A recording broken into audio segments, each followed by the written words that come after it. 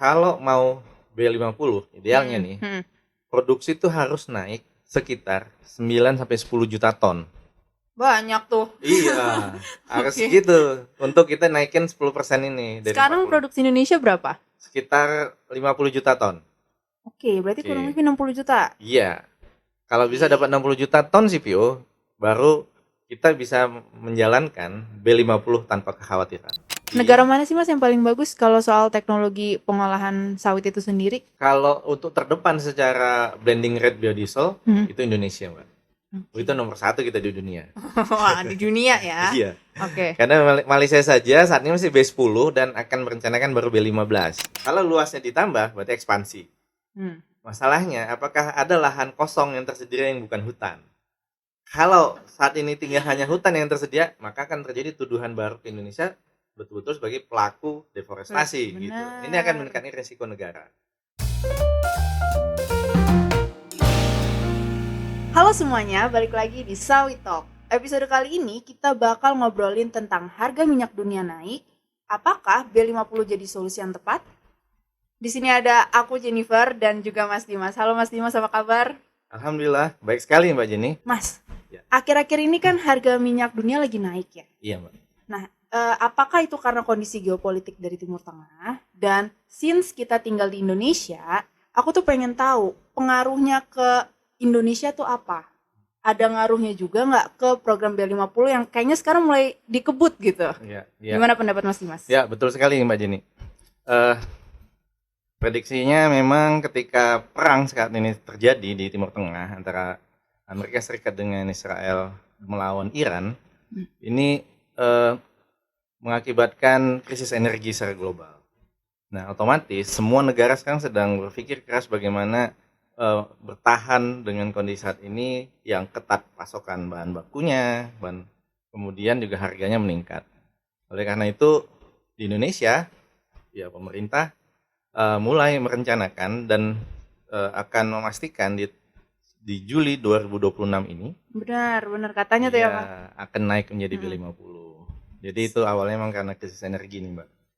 Apalagi kan kita lihat nih perang belum tentu selesai ya. Masih dalam naik waktu singkat. anggot-anggotan ya, masih Iya, betul. kadang manas, kadang turun lagi. Iya, belum ada yang bisa memprediksi kapan perang ini akan berakhir. Benar. Apalagi dampak dari perang ini sudah jelas ya, beberapa fasilitas kilang penyulingan minyak itu sudah juga banyak yang rusak ya di kawasan Timur Tengah. Jadi tidak hanya soal Selat Hormuz, tapi juga kilang-kilang produksi minyak bumi ini pun juga banyak yang rusak. Yang mempengaruhi berarti ya, Iya, kondisi betul. geopolitik ini terhadap Indonesia, apalagi yang jadi sumbernya gitu. Benar sekali. Oke, sebelum kita menyelam lebih dalam tentang B50, pasti ini teman-teman banyak yang asing mungkin ya, kayak B50 itu apa sih Mas sebenarnya? Sederhananya begini Mbak, B50 sebenarnya adalah blending rate biodieselnya. Jadi 50 itu artinya 50%-nya dari biodiesel, sisanya dari minyak fosil. Oke, solar. Ya, solar namanya ini atau minyak diesel ya bahasanya gitu. Jadi penggunaan B50 itu kebanyakan untuk mesin-mesin yang menggunakan mesin diesel. Ya, mesin diesel, kemudian seperti alat berat, juga kendaraan bermotor yang menggunakan mesin diesel juga. Kalau misalnya kita ngomongin B50, kira-kira nih, kalau kita lihat dari kondisi Indonesia sekarang, emang udah mampu Mas buat implementasiin si B50 itu sendiri? Misalnya dari bahan bakunya deh. Iya. Cukup nggak kita? Sebenarnya kalau bicara cukup, bahan bakunya ada. Ada, gitu. Tetapi kita kan bicara ekosistemnya nih. Kita mesti paham ya, bahwasanya B40, B50 yang akan datang ini, itu mekanisme pengadaan bahan bakunya, yakni biodieselnya itu sendiri, itu ada mekanismenya. Nah, mekanismenya itu diatur oleh peraturan pemerintah, ada juga peraturan yang terkait, di mana pembiayaannya itu melalui dana dari BPDP. Oke. Nah, kenapa harus dibiayai? Karena memang ada selisih harga nantinya. Nanti mungkin kita bahas juga. Oke, bisa. Nah, jadi intinya kalau bicara tentang produksi sebenarnya ada, tetapi kita kalau bicara tentang dalam konteks mekanisme pengadaan biodiesel ini perlu agak hati-hati kita ngebahasnya. Nah, karena kalau bicara kita alokasikan semua ke biodiesel, nanti ada dampaknya untuk ke ekspor. Betul, padahal kita masih harus mengekspor ya. Benar. CPO itu sendiri. Iya. Tapi mulai kebagi nih sekarang karena untuk B50-nya itu makin terserap banyak gitu di situnya. Iya, benar. Jadi sebenarnya kalau ada sih ada. Iya. Cukup bisa dicukupin gitu, Mas. Bisa cukupin. Cuman ngaruh nih ke yang lain gitu ya. Benar. Berarti kan tadi kalau kata Mas produksinya bakal ada peningkatan gitu ya. Oh, sebentar. Kalau terkait dengan produksi, IPOS, kami dari IPOS itu sudah memprediksi produksi CPO di tahun 2026 ini. Awalnya kita memprediksi itu akan naik. Tapi karena BMKG kemarin ini mengumumkan adanya El Nino yang akan terjadi dimulai tahun 2026, bahkan katanya dipercepat. Artinya sekitar bulan Juli Agustus ini sudah mulai terjadi El Nino. Maka itu seperti yang kita jelasin ya di dalam Outlook Q2 2026 ini ya. Ini Mbak. Nah, di sini kita udah jelasin adanya potensi El Nino yang dipercepat sesuai dengan laporan BMKG, dampaknya kepada produksi. Nah, jadi bahkan di Q2 ini kita sudah lihat akan ada potensi tekanan terhadap produksi itu paling nggak di bulan-bulan Mei dan Juni. Tapi ini akan terus berlanjut. Sehingga kita prediksi di tahun ini justru kita terjadi penurunan produksi sekitar 2% dari tahun lalu. Karena cuaca? Iya. Cuacanya malah nggak jelas nih, Mas. Di Jakarta kayak di daerah juga kadang paginya panas, sorenya hujan deras gitu. Iya. Itu karena si El Nino itu? Oh, El Nino ini lebih ke kemarau panjang nanti. Oh, kemarau. Oke. Ya. Ini kalau kita bicara produksi CPO, itu kan tanaman kelapa sawit. Nah, sawit ini ada potensi stres kekeringan kalau terjadi kemarau panjang. Nah, kalau stres kekeringan terjadi, itu bisa berdampak pada produksi. Misalnya di 4 bulan yang akan datang, bisa juga di 18 bulan yang akan datang, begitu. Tergantung beberapa fase di dalam fisiologi tanamannya. Mungkin gitu, Mbak. Kalau tadi produksinya udah, bahan bakunya udah, kalau distribusinya, Mas? Nah, distribusi B50-nya. Iya, bisa nggak sih emang kita nyampe ke pelosok-pelosok, infrastruktur dari Indonesia sendiri emang udah sanggup gitu? Kita udah berpengalaman hampir 10 tahun ya untuk mungkin lebih lah 10 tahun untuk distribusi dari B15 naik ke B20, B35 dan sekarang B40. Tentunya infrastruktur pencampuran biodieselnya sudah cukup banyak tersebar di seluruh Indonesia. Kapasitas juga sudah ditingkatin. Jadi kalau saya yakin sih sebenarnya nggak ada masalah dengan distribusi. Oh, aman ya. Aman, ya. Walaupun jalannya bolong-bolong segala macam bisa tuh. Oh iya, bisa. Sepanjang ada SPBU-nya bisa. Oke. Mas tadi kalau aku nggak salah ingat, Mas itu kan ngomong kalau antara biodiesel dan solar itu ada selisih harganya. Betul. Setauku juga kalau solar itu kan ngikutin harga minyak dunia. Nah, kalau misalnya biodiesel ngikutin harga CPO. Betul. Kira-kira selisih itu tuh datang dari mana, Mas? Apa aja faktor yang mempengaruhi perbedaan harga dari biodiesel dan solar? Ini kan komoditi ya, Mbak ya. Ada komoditi minyak bumi, ada komoditi yang namanya CPO. Nah, kedua komoditi ini masing-masing punya marketnya sendiri. Ya. Kalau minyak bumi ditambang dari perut bumi, kalau CPO dipanen dari atas bumi. Benar. Yang satu tinggal eksploitasi saja, nyedot aja nih istilahnya. Kemudian tapi kalau CPO ini melalui proses penanaman, panen, ekstraksi minyaknya dari buah sawitnya gitu ya. Itu kan cost-nya berbeda. Nah, sehingga tercipta harga di market pun berbeda. Nah, jadi market ada komoditi minyak bumi itu normalnya kan di antara 70-80 US dollar per barrel. Tapi kalau CPO itu ya sekarang ini sudah bergerak di 900 ke 1000. Bahkan udah mulai di atas 1000 kalau sekarang. Otomatis sebenarnya US dollar per ton ya. Nah, otomatis selisih harga akan terbentuk ketika minyak bumi diolah menjadi solar dan CPO diolah menjadi biodiesel. Harga CPO-nya sendiri saja itu sudah di atas harga crude oil. Bagaimana lagi ketika dia sudah diolah menjadi biodiesel? Ada lagi cost tambahan, cost konversinya. Nah, ini yang kemudian menimbulkan selisih. Nah, kalau dulu sebelum ada BPDP, sebelum 2015, itu sebenarnya program biodiesel sudah ada, tetapi skala masih kecil.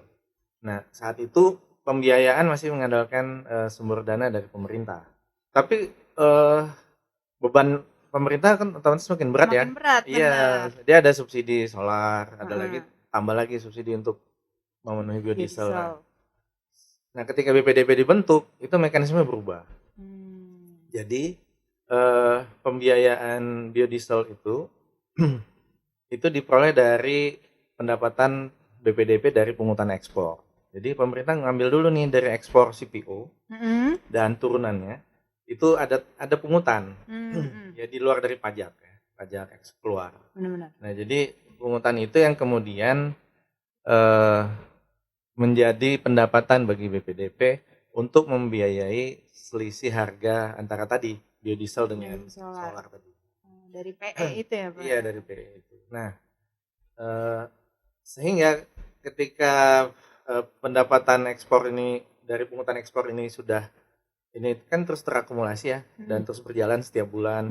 Nah, itu bisa untuk menutupi biaya-biaya yang subsidi ya, subsidi ke untuk menutupi selisih tadi gitu. Nah, kalau itu nggak ada, ini program nggak akan jalan. Waktu itu kayak sempat ada bahasan tentang PE naik turun itu apa sih, Mas? Kayaknya masih awam tuh, saya masih nggak paham tuh kalau PE itu tuh. Iya, itu relatif dengan berkorelasi dengan harga CPO ya. Jadi setiap ada kenaikan harga CPO, ya pungutan ekspor akan ikut naik. Kalau kita lihat sekarang, kondisinya itu kan harga minyak dunia gitu ya sama CPO kan lagi sama-sama tinggi. Iya. In case nanti suatu saat gitu kan gapnya atau selisihnya melebar, apakah skema dari BPDP itu sendiri tuh masih cukup kuat untuk jangka waktu yang panjang gitu? Jadi ketika saat ini harga crude oil naik, CPO juga ikut naik. Nah, itu sebenarnya ada blessing in disguise gitu ya. Jadi ada selisih yang tadinya besar gitu ya, itu akan mengecil. Nah, kita ada buat gambarannya di dalam laporan kita ini juga. Oh, ya. Malah jadi kayak ini kejar-kejaran gitu apa gimana, Mas? Benar, kejar-kejaran. Oh. Tadinya kan gapnya segini karena sama-sama naik, ngejar dia. Yang CPO-nya yang ngejar. Crude oil-nya, harga dieselnya atau harga solarnya yang mengejar harga biodiesel sehingga gapnya semakin mengecil. Nah, kalau kondisinya seperti ini bertahan, sebenarnya BPDP sustainable secara pembiayaan ya. Malah bagus. Bukan bagus juga sih. Cuma saya selisihnya. Iya, bukan karena perang jadi bagus gitu ya. Iya, enggak gitu ya. Oke. Oke, Rai, maksudnya kalau misalnya sama tinggi, ya udah berarti makin jauh aja gitu. Iya, sebenarnya gitu. Nah, cuma kalau tadi ya kembali ke pertanyaan tadi, kalau seandainya udah balik normal dan kita tetap B50, ini yang bisa jadi persoalan. Nah, benar tuh ya, Mas. Misalnya minyak dunianya udah turun, CPO-nya naik, masih tinggi gitu. B50 bisa jadi nggak relevan dong di kondisi itu. Atau gimana pendapat ya, Mas? Karena faktor B50 juga harga bisa tetap tinggi. Karena begini, ketika B50 kita penuhin, itu kan dalam setahun misalnya B50, itu kan alokasi CPO yang untuk ke biodiesel itu nambah nih sekitar 4 juta ton. Oke. Nah, ketika ada alokasi 4 juta ton CPO ke biodiesel, maka otomatis ekspornya yang diturunin gitu. Ekspornya berkurang. Jadi akan ada pembatasan ekspor untuk sekitar 4 juta ton baik CPO maupun turunannya. Yang itu kemudian akan dikonsumsi domestik sebagai biodiesel. Benar. Otomatis volume ekspor yang CPO yang diekspor ke luar itu akan berkurang. Ini akan mempengaruhi harga CPO global. Oke. Nah, di sini masalahnya. Kalau harga CPO global naik, harga CPO tinggi, crude oil masih rendah, gap makin besar. Ini kalau nggak diatasin, artinya nggak diatasin itu ya bakalan nggak akan bisa bertahan program B50. mau nggak mau sebenarnya kita mau juga mengusulkan kalau boleh itu agak fleksibel. Gitu. Jadi ngikutin kondisi aja, kalau emang butuh ya kita produksi B50, kalau enggak ya sesuai kebutuhan aja gitu ya. Iya, karena kan tergantung kemampuan pendanaan dari BPDP. Kecuali kalau ada kebijakan lain dari pemerintah yang mau kemudian mengalokasikan dari APBN misalnya. Nah, tapi itu mungkin belum jadi pilihan. Kalau dari yang apa Mas bilang, Mas Dimas bilang, itu kalau kita mau B50, kita harus bisa produksi lebih banyak CPO lagi. Benar. Cara apa yang paling realistis emang Mas? Benar. Jadi kita hitung kalau mau B50 idealnya nih, produksi itu harus naik sekitar 9 sampai 10 juta ton.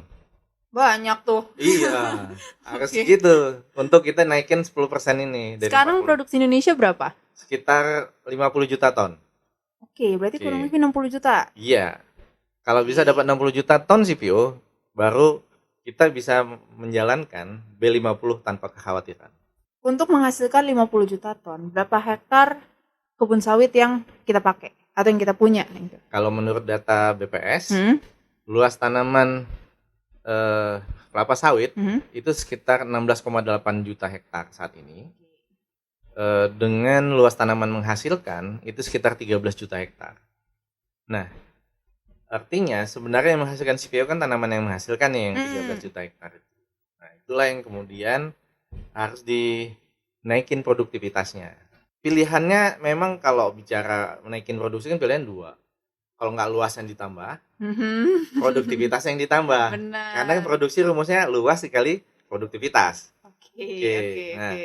Nah, jadi dua ini yang bisa dirubah, ya kan? Game change-nya di mana nih? Kalau luasnya ditambah, berarti ekspansi. Masalahnya, apakah ada lahan kosong yang tersedia yang bukan hutan?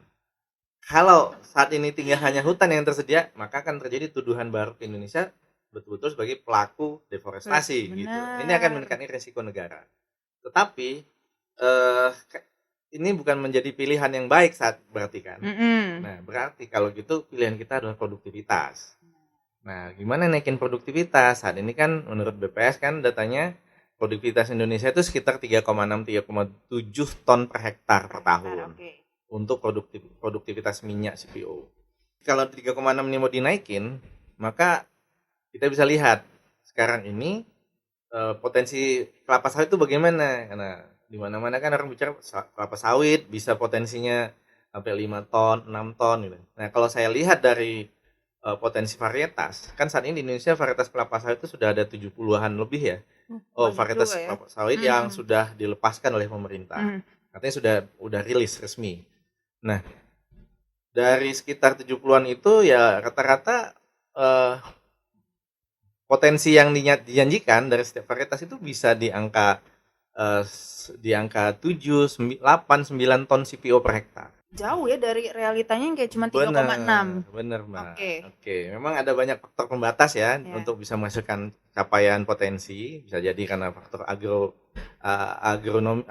agroklimatnya, jadi iklim, tanah segala macam. Dan juga dari efisiensi dari produksinya. Kemudian macam-macam lah gitu ya. Nah, tapi yang terutama saat ini belum semua kebun kelapa sawit di Indonesia yang sudah menggunakan varietas yang saya bilang tadi, varietas unggul. Susah kali Mas dapetinnya apa gimana? Apa benar? Pemerintah kurang sosialisasi atau?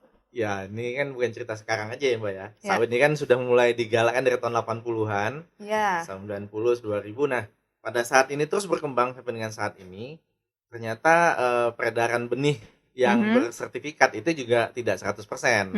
Artinya masih banyak juga benih-benih yang tidak bersertifikat, yang tidak jelas originnya, kualitasnya nggak oke. Ya, berbagai informasi mengatakan ya cukup besar lah proporsi kebun sawit, terutama dari kebun sawit rakyat yang produktivitasnya masih rendah. Makanya pemerintah bikin program PSR itu, Mbak. Masih banyak orang yang belum mau ngelakuin si PSR. Benar. Iya. Mas bisa spill dikit nggak sih kira-kira alasannya apa sih orang-orang pernah nggak terjun langsung dan tanya ke petani sawit kenapa nggak mau PSR? Kebetulan IPOS pernah mengadakan survei PSR. Di dalam temuan survei itu kita melihat sebenarnya masyarakat yang petani yang sudah mendapat program PSR itu karena mereka sudah punya sudah merasakannya dan merasa positif dengan program PSR. Tapi ternyata tidak semua petani bisa mengakses informasi itu. Jadi sosialisasi masih kurang. Nah, di sisi lain kemampuan petani untuk bisa mengakses program PSR ini relatif sulit mereka bisa mengaksesnya karena ketidaksiapan. Bisa jadi karena mereka tidak punya kemampuan untuk pendataan yang baik, pendataan tanah yang baik, kan harus diukur ya Mbak ya, dibikin dipetakan, bikin poligon. Peraturannya juga banyak maksudnya ya buat kita. Berdasarkan data dari Kementerian Pertanian, itu dari sekian ratus ribu pengusulan yang masuk, nah ini program keduanya nih, dari sekian ratus ribu pengusulan yang masuk, itu proses verifikasinya panjang, sehingga outputnya itu juga masih rendah. Begitu. Nah, jadi mungkin banyak pengusulan yang ditolak, pengusulan yang masih bermasalah, yang harus diverifikasi ulang dan lain sebagainya, sehingga di ujung keluarnya masih sedikit. Ini bottleneck masih ada gitu sih. Panjang ya prosesnya ya. Dan butuh waktu lama banget nih pasti ya. Sebenarnya itu tadi kembali, kalau seandainya ini program berhasil, ya PSR ini berhasil, ini produktivitas sawit rakyat akan naik. Dan ini bisa menjadi memenuhi sumbangsihnya terhadap biodiesel ini akan nyata begitu. Gitu. Makanya ini harus menjadi dorongan. Mungkin tidak hanya sawit rakyat, tapi sawit di perkebunan besar juga perlu didorong untuk naikin produktivitas. Mas, ini ada juga nih kekhawatiran akan B50 itu bakal mempengaruhi sektor lain. Betul. Anggapnya pangan, minyak goreng deh gampangnya.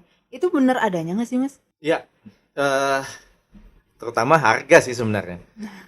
Minyak goreng bisa naik gitu ya harganya? Bener, ini ya mau nggak mau ya Mbak, harga biodiesel naik, pasti harga minyak goreng akan naik juga. Kenapa? Karena bahan bakunya sama ini, sama-sama CPO. Benar. Gitu. Nah, memang ada kebijakan pemerintah untuk seperti minyak kita ya. Nah, itu kan ada DMO gitu ya untuk menjaga harga minyak goreng. Tapi sebaik apapun itu dijaga, harga tetap akan naik karena ini ekosistemnya sudah seperti ini gitu. Harga CPO kalau sudah naik di atas 16.000 nanti bakalan menuju ke 17.000 begitu ya. Ya itu akan berdampak besar pada biaya produksi daripada minyak goreng itu sendiri. Jadi kalau menurut Mas Dimas ini realistis nggak kalau kita naik ke B60 gitu misalnya suatu saat nanti ya kan? Siapa tahu program PSR tiba-tiba lancar jadinya bisa B60. Dari secara pasokan mungkin aman ya kalau ada produktivitas dan naik. Tapi kita akan bicara lagi harga dan teknologinya. Oh, teknologi nih. Iya Mbak. Indonesia emang gimana nih Mas sekarang kondisinya? Jadi, negara mana sih Mas yang paling bagus kalau soal teknologi pengolahan sawit itu sendiri? Kalau untuk terdepan secara blending rate biodiesel itu Indonesia Mbak. Itu nomor 1 kita di dunia. Wah, di dunia ya? Iya. Oke. Karena Malaysia saja saat ini masih B10 dan akan merencanakan baru B15. Malaysia, iya. Naiknya 5 kayak kalau di Indonesia naiknya 10 gitu dong. Iya, karena dulu kita pernah hitung juga. Kenapa 50% yang ditargetkan oleh pemerintah? Karena kalau kita sudah B50, produksi solar di dalam negeri itu sudah mencukupi 50%-nya. Jadi artinya kita nggak akan ada impor solar lagi. Seperti itu kurang lebih. Oke, berarti kalau sekarang impor solarnya udah mulai berkurang tuh? Kalau sekarang impor solar berkurang dari sebelum-sebelumnya. Ketika udah kita naikin dari 30, setiap naik pokoknya berkurang, 35, 40 gitu ya. Nah, ini mereka kan impor solar akan terus berkurang seiring dengan peningkatan rate biodieselnya. Kalau menurut Mas, dari program B50 ini, segimana yang paling susah? Untuk apakah maksudnya kebijakannya, kesiapan industri, atau pendanaannya gitu? Mana yang paling rumit sebenarnya dan perlu jadi perhatian kita semua gitu? Ya, semua. Nggak bisa salah satu aja Mas. Yang paling tapi gitu. Kita urutkan ya, yang paling berpengaruh terhadap keberlangsungan program biodiesel ini, itu yang pertama pembiayaannya.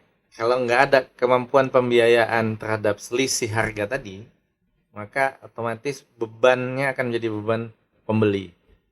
Nah, gitu. Jadi masyarakat akan mendapatkan harga yang lebih mahal dan ini nggak akan